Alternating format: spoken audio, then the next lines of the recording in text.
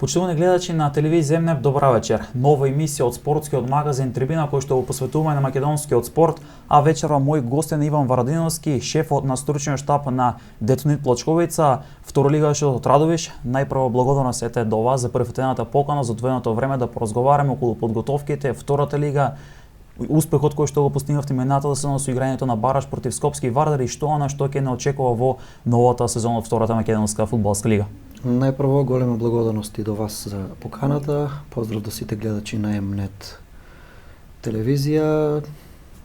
Што може да очекуваме? Уште е многу рано за да предвидуваме и да очекуваме. Почеток на подготовките, веќе една недела сме во тренажен процес. Се одвива во најдобар ред сега за сега. Барем така може да се каже.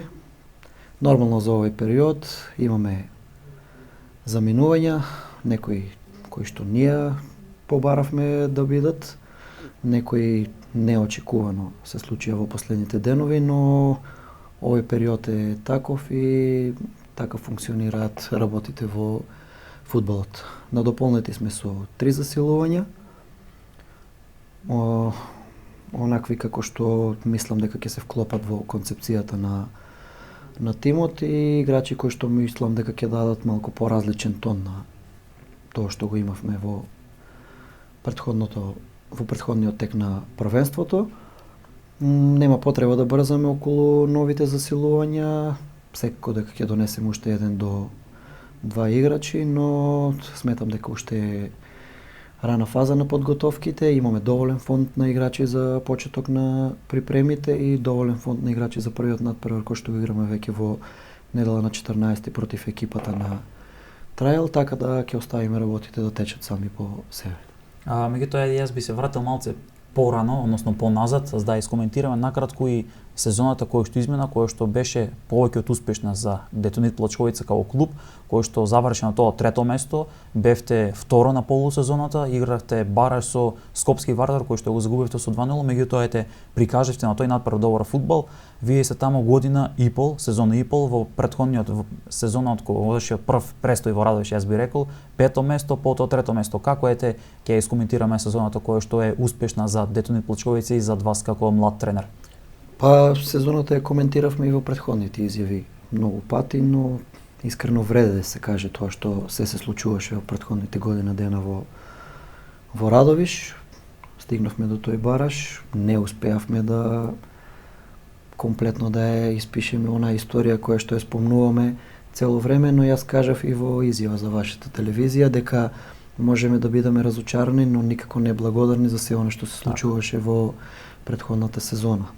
За мене имавме една сезона на завидно ниво, со тие некои факти и резултати кои што реално се реткост во македонскиот фудбал. Имавме 11 надпревари, 11 победи дома поред, без ниту еден примен гол. Од вкупно 30 надпревари на 20 немаме примен гол, така да можам да кажам дека за нас и повеќе од успешна она претходна сезона и се надевам дека овој клуб и јас заедно со нив како тренер ќе растеме од сезона во сезона и ќе се очекува во наредните неколку години Радовиш да добие прва лигаш конечно и да биде тотално испишена онаа историја која што ја споменуваме. Кажавме за оние статистики кои што ги имавте, кои што се неверојатни, најдобри можам да речем во втората лига, со 11-11, со само еден примен гол кој што одигравте без да бидете поразени на домашен терен. Има ли некој клучен успех кој што го направивте за да се забележи сето ова и како може да стигнеме до ова неверојатна статистика која што заслужува реално голем почит? Вие сте млад тренер, екипата беше со млади играчи и сите желни за докажување, сите да направат нешто плюс за да се вивнат во нивната кариера, па еден ден да заиграт и во фудбалска Европа. Јас мислам дека фудбалот е единствената работа во светот која што не гарантира успех.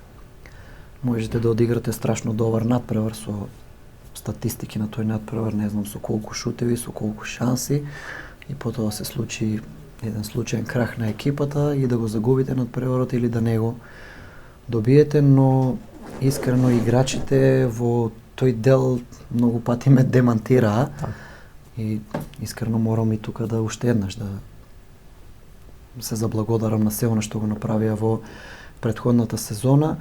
Нормално дека тоа е успех кој што доаѓа со дисциплина, работа, карактер и со точна имплементација на сите играчи кои што беа донесени во ростерот за претходната сезона во нашата екипа, кои што се вклопија максимално во се она што го имавме замислено. Можда и многу брзо се случија тие работи, да толку брзо се вклопи, да се комплетира таа нова екипа, може да се каже, но тоа се должи на тоа што знаевме, што сакаме и каков профил на играчи бараме со сите оние кои што беа предходно во клубот. И кога целото тоа се вклопи, таа хемија, атмосфера, пристапот на тренинзите, на надпреварите, едноставно се гледаше желбата, дисциплината и карактерот на сите играчи од прв до последен момент и сметам дека тоа е еден голем процент на се она што се случуваше во оваа сезона во Детонит Плачковица. Во разговори со други тренери, они кои што ја пратат втората лига, кога зборувавме, Детонит го сместуваат пак во оние екипи кои што ќе се бори за првата лига, меѓутоа дел од нив коментираат како и психолошки ќе се понесат поразот од Вардар кој што беше во тој бараш надпревар. Како ете вие излеговте од тој надпревар кога го загубивте тој бараш надпревар, какви беате мислите веќе за она што ќе следи во новата сезона? Јас кажав дека разочарувањето е тука, но неблагодарноста не смее да биде тука и разговаравме со играчите и после надпреварот и по телефонски разговори од како заврши целата оваа сезона. Според се што видов кај нив, тие се повторно гладни за успех. Нормално е, демотивирачки беше во наредните неколку денови по завршувањето на тој надпревар, но со оглед на тоа што се видов кај нив, јас се одлучив за тие кои играчи треба да повторно да го понесат товарот од наредната сезона.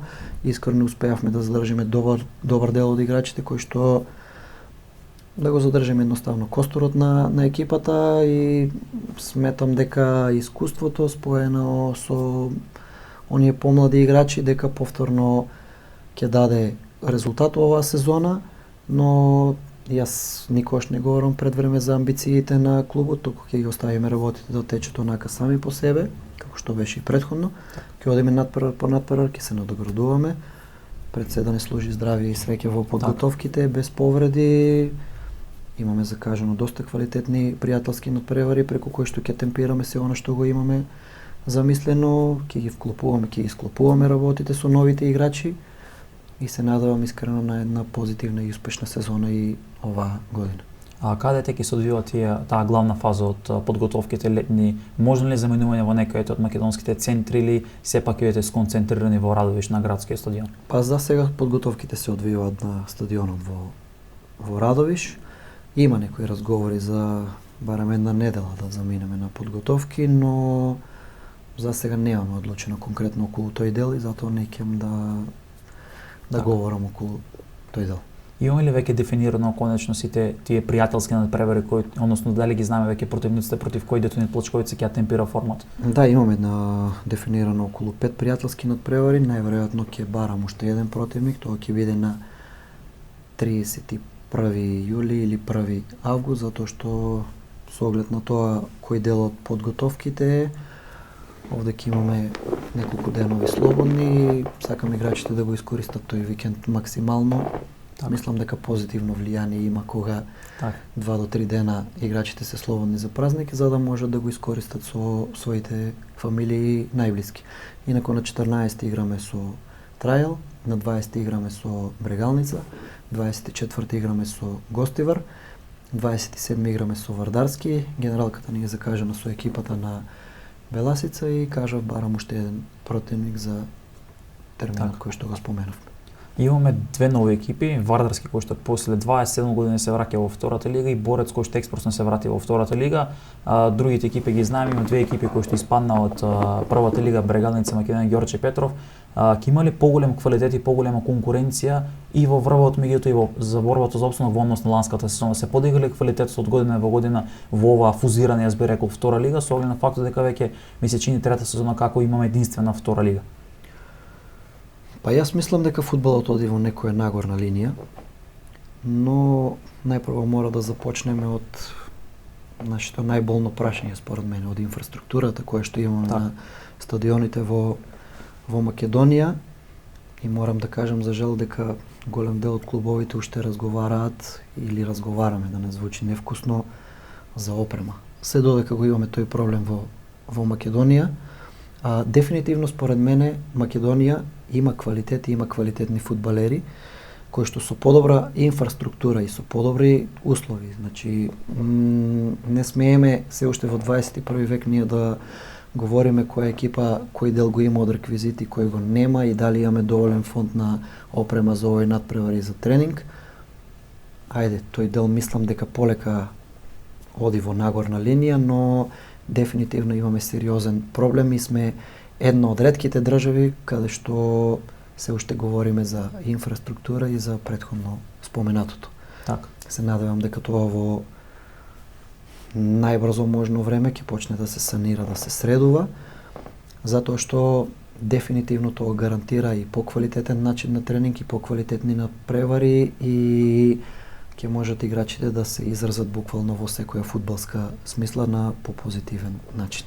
Во многу изјави кои што ги дававте по надпреварите изминатата сезона коментиравме околу инфраструктурата, односно терените кои што ги имаме и за жал тоа што вие го тренирате не може да се реализира во пракса, иако не секогаш треба да значи така, меѓутоа како се соочувате со тој проблем да едното се тренира, тоа го зборувам со многу и фудбалери и тренери, да едното го вие тренирате на теренот, на вашиот терен, а потоа кога дојде ред да играте на некој друг терен, да имате проблем со кој што не може да го реализира тоа, па да доаѓа да мора да се менува тактика, можеби да се игра со некои високи пасови, додавања и така натаму, за да може да спроведете вашата тактика и да постигнете гол за победа.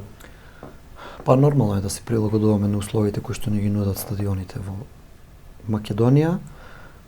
Секој тренер верувам дека сака да има топката во посет и дека сите работат околу тој тактички дел, но пак ќе кажам, за жал мора да се прилагодуваме на она што ни го нудат стадионите во Македонија, иако кажав дека тоа не е воопшто добра работа.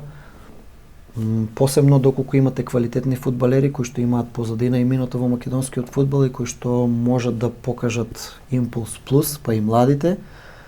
Кажав, инфраструктурата е голем проблем и за жал мора да се прилагодуваме на тие услови и комплетно да го промениме она кое што ние сме го работели и тренирале во текот на подготовките.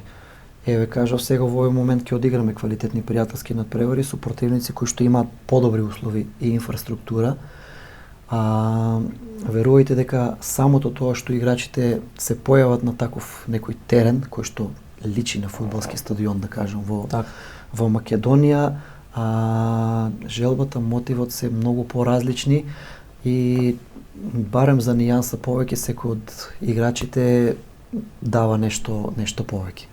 Веќе во Радовиш имаше некои таму инвестиции, вложувања во инфраструктурата, се направи вештачки терени, се спомнуваше околу санација на главниот терен, што трибини. Што е тука веќе освен тој вештачки терен, ќе има ли некои други вложувања во инфраструктурата, ако сте веќе запознати понатаму? Вештачкиот терен е веќе во комплетно завршна фаза и според моите последни информации дека до септември домашните надпревари ќе ги играме во Радовиш на домашен терен, потоа ќе мораме да бараме алтернатива, затоа што по завршувањето со санирањето на стадионот во Дојран,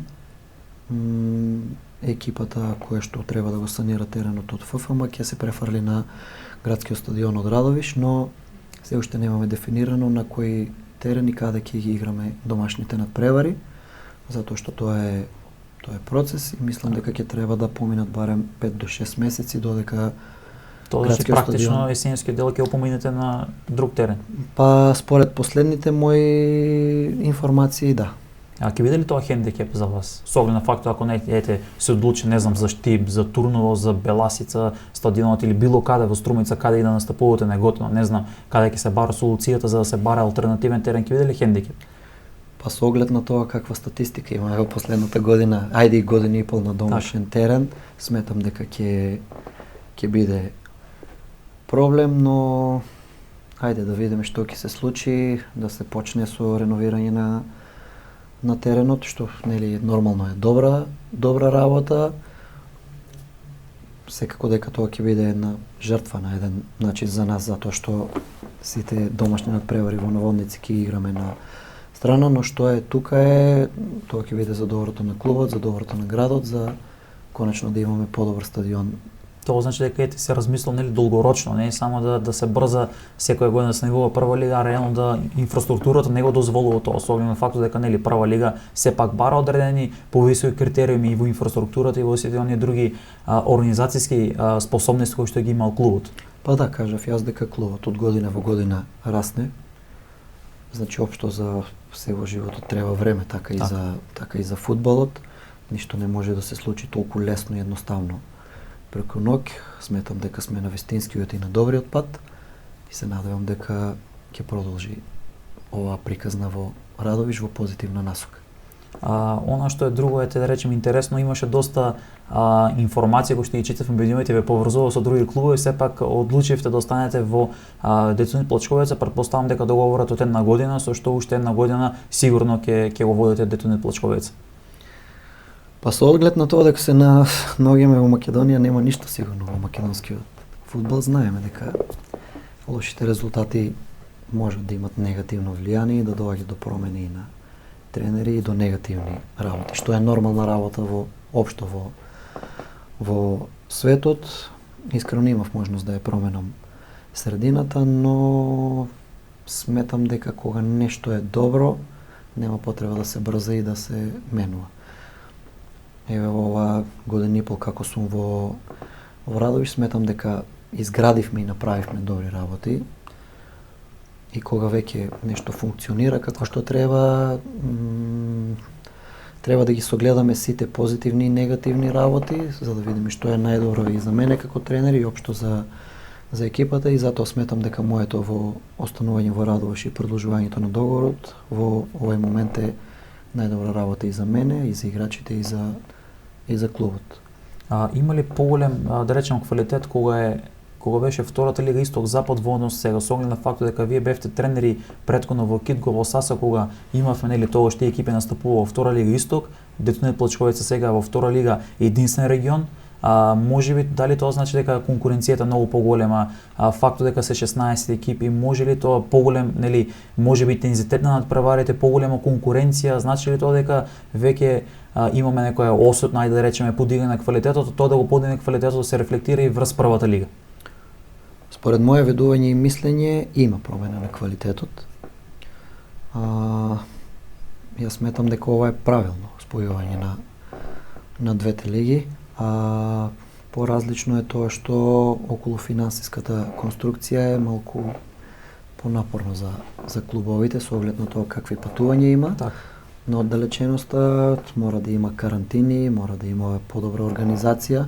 Нормално кажав, финансиската конструкција треба да е поголема, но според мене тоа е добра работа затоа што општо фудбалот во целиот свет функционира на еден таков начин.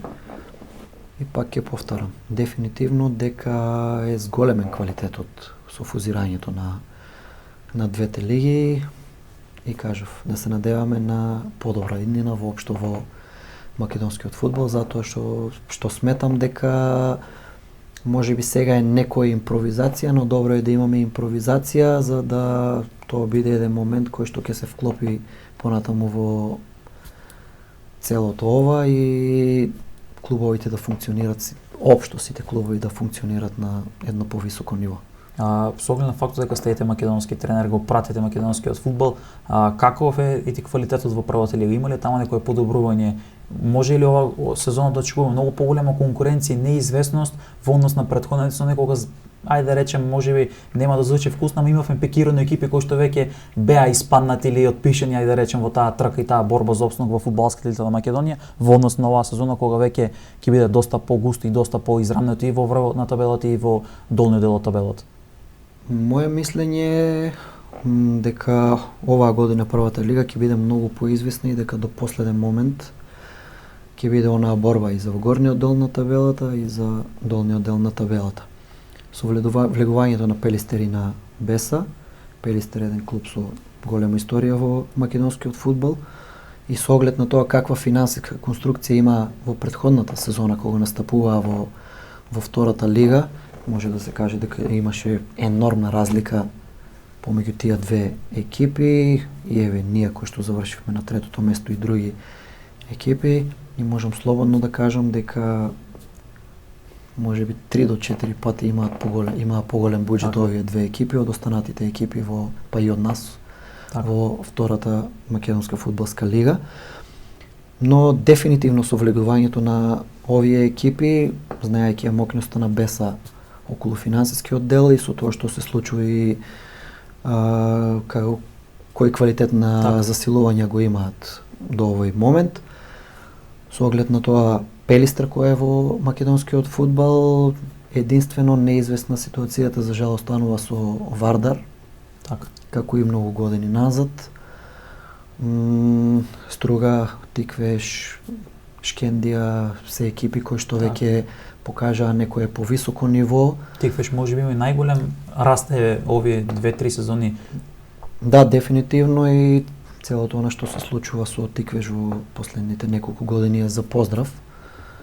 Една екипа која што направи вистински бум во македонскиот фудбал. И овие екипи моментално се издвојуваат затоа што и порано играат на европска сцена. Веќе имаат и доста засилувања и многу квалитетни засилувања. Овде посебно до овој момент би ја споменала екипата на Струга која што донесе доста сериозни засилувања за македонскиот фудбал. И сметам дека дефинитивно Струга ќе биде повторно еден од главните конкуренти за шампион во првата македонска фудбалска лига. Кога отворевме темата околу финансиите и тоа дека Беса имаше и Пелистер можеби 3-4 пати поголеми буџети, каков ќе биде буџетот на Детонит Плачковица за новата сезона? Има ли можност тој буџет да е доволно да може да се истера таа сезона втората лига да се покријат сите тие трошоци и со какви буџети генерално располагаат македонските второлигаши? Па добро, ова е тема која што не можеме да откриваме бројки какви се случувањата во клубот, но Детоните дефинитивно е еден стабилен второлигаш кој што има, да речем, не многу голема, но правилна финансиска конструкција. Најбитниот дел што е за мене искрено е тие навремени плати кои што ги добиваат фудбалерите и сметам дека тоа е еден позитивен дел општо кажано за Детонит Плачковица како клуб и искрено тоа е олеснителен дел околу тоа кога разговарам со играчите зашто знаат дека она што е договорено е во целост испочитувано од страна на клубот и дефинитивно е олеснување за мене како тренер при разговор со играчите кога се договараме за останување во клубот затоа што им дава некоја сигурност околу финансискиот дел. Зборувавме за подготовките, веќе кажавме она што може да го очекуваме од втората лига дека Детонит нема да се залетува толку многу, толку ќе оди надпара по надпара, се со цел како што и во претходната сезона многу пати вие како тренер потенциравте дека вашата цел ќе биде да дојдете сигурно чекор по чекор, надпара по надпара, меѓутоа има ли веќе направена некоја ваша анализа, некоја ваше согледување на другите противници, да ги пикирате веќе сите можни екипи кои што ќе се издвојуваат за горен дел од табелата, можеби за средишниот дел од табелата и оние екипи кои што ќе се борат долу за опстанок? Има ли некое ваше видување? Правите ли веќе некои анализи? Гледате ли како тие екипи се засилуваат и може ли да пикирате, да речеме, некои ваши конкуренти кои што би биле? Па нормално. Тоа е процес кој што мора да биде следен за да знаеме воопшто што се случува во другите екипи од втората лига. Примарниот фокус останува на нашата екипа, што е нормално и го правиме она што мислиме дека е најдобро за нас. Искрено во овој момент јас би ги издвоил повторно екипите кои што испаднаа од првата лига, тоа се Брегалница и Македонија Ѓорче Петров. Две екипи исто така со голема традиција и тежина во македонскиот фудбал. Според информациите кои што ги имам, Македонија Ѓорче Петров веќе клубот е откупен од спонзори, странски инвеститори со македонско потекло, а Брегалница е Брегалница во македонскиот фудбал и верувам дека ќе има голема улога повторно втората Па македонска тие според фудбалска инфраструктурата заслужуваат и да играат во првата лига, особено факт дека имаат и Ѓорче и Брегалнец имаат инфраструктура која што реално е и за прва лига, каде што од тој аспект тие се сигурни кога е во прашна или инфраструктурата и настапот во првата македонска фудбалска лига. Спомнавме околу засилувањата, на кои позиции Детонит Плочковица би требало да очекуваме да се засели во следниот период? Па барам уште еден играч за врска и дефинитивно напаѓач. Но кажав, имаме разговори со некои од играчите, но кажав нема потреба да брзаме затоа што уште сме во почеток на подготовките и во оној подготвителен период и затоа што имаме доволен фонд на играчи за почеток на припремите и на првите пријателски надпревари, верувам дека треба да почекаме за да го избереме она правилното за нашата екипа. Добиваат ли младите играчи доволна минутажа кога станува зборете и втората и првата лига, особено за втората лига, кога веќе зборуваме да има доволна минутажа, и вие како тренер, дали му давате доволна минутажа и шанса на младите играчи да се докажуваат? Зборам пред се оние кои што се и под 21 година. Па Детоните и повеќе од млада екипа според мене, да дополнете со неколку искусни играчи. Доколку ги погледнете записниците од последните надпревари, ќе видите дека ние имаме играчи 70-80% од играчите се од 20 до 22 до 3 години, 25-30% се да не речем постари играчи, но играчи кои што дефинитивно имат уште многу да дадат во македонскиот фудбал. Можам и да ви кажам точно еве од последниот надпревар со Вардар, Давид Бошевски 21 години, Анџело Николовски 22, Сухе Прошити 23, Јусуф Алио 23, Лука Трајковски 23, Стефан Бабунски 22, Албан Мемети 20 години. Овде имавме хендикеп, разговаравме за тоа со неиграњето на Дарко Стојанов, на Зоран Ивановски.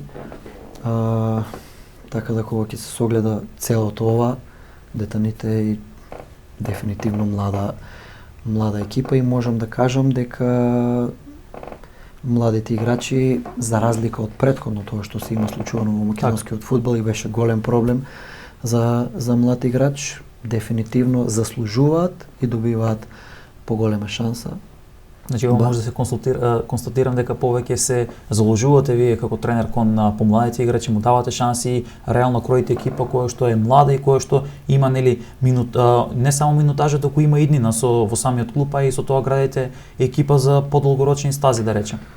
Дефинитивно кажав. Значи имаме неколку искусни играчи како голманот Димитар Ѓоргиев, Тони Мирчевски, Оливер Христов, Дарко Стојанов, Иван Настевски, па и Лука Трајковски би го ставил во овој кош, иако е помлад, кој што го даваат оној импулс на искуство на нашата екипа и верувајте дека се многу голема помош за младите играчи, општо за се, како се поставени и спремани и како се однесуваат со ние и на теренот и во собликувалната и надвор од теренот.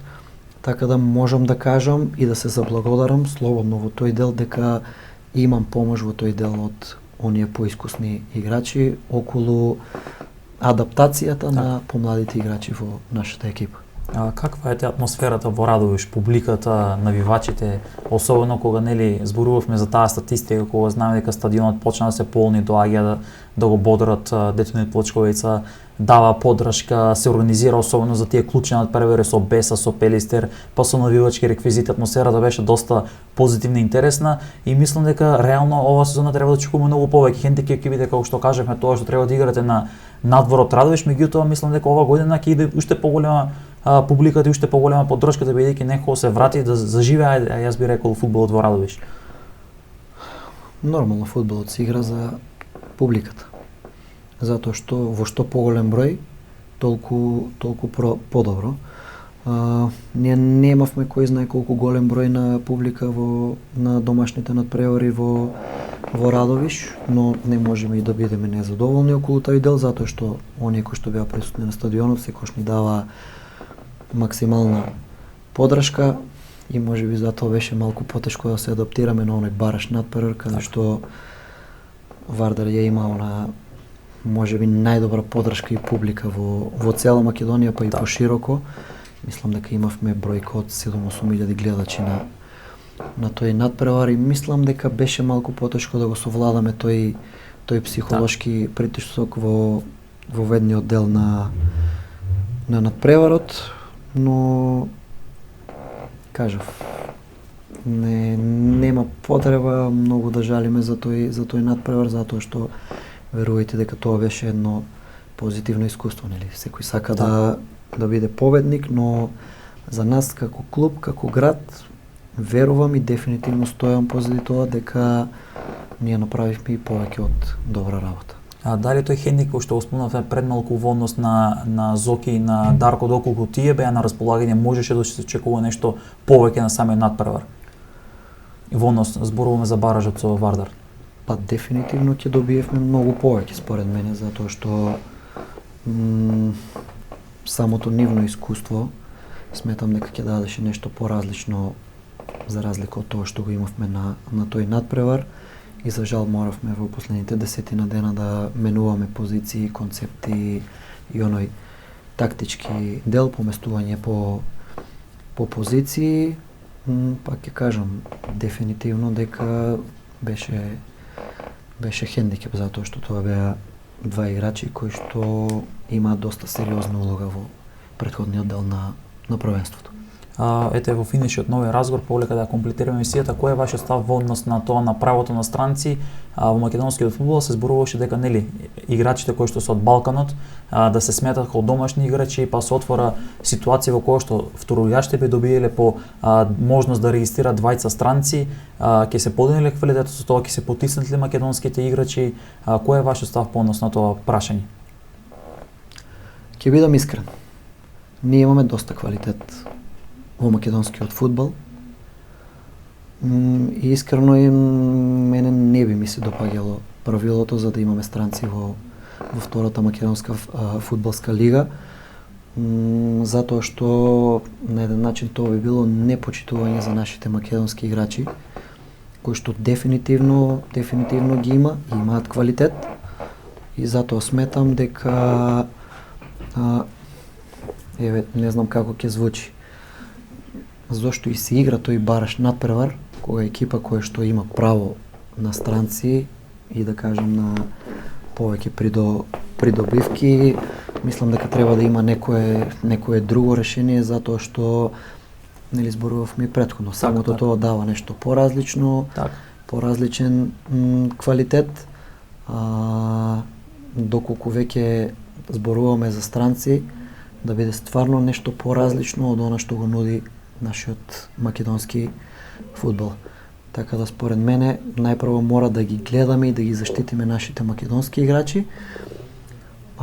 Доколку треба да се донесе играч од страна, стварно да биде на едно повисоко и позавидно ниво, за нашите играчи да не се осеќаат во подредена улога, а верувајте дека дефинитивно во овој момент тоа го има многу во македонскиот фудбал, затоа што пак тврдам дека има квалитет во македонскиот фудбал. Можеби спомнавме за друга солуција, можеби треба првите три екипи од втора лига директно да влегуваат, наместо да постои тој бараш надпревар, на тој начин да се истиснат тие бараш надпревар, исто како третолигачите кои што играат бараш немаат нели можност за директно да влезе во втората лига, па ете сега тука има некое прекружување на тие граници на трета лига да се намал на тие три региони.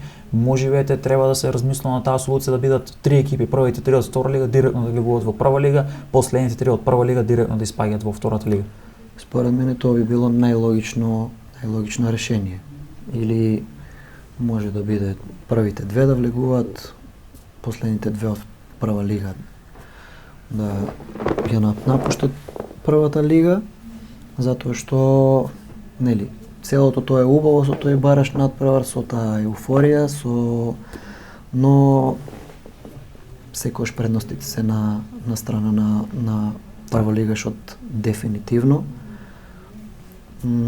Имало исклучици во македонскиот фудбал, но дефинитивно до сега е било реткост. Така, како што беше случајот со Вардар кога го погоди Скопје, Тиквеш кога го погоди Силекс претходно пред неколку сезони.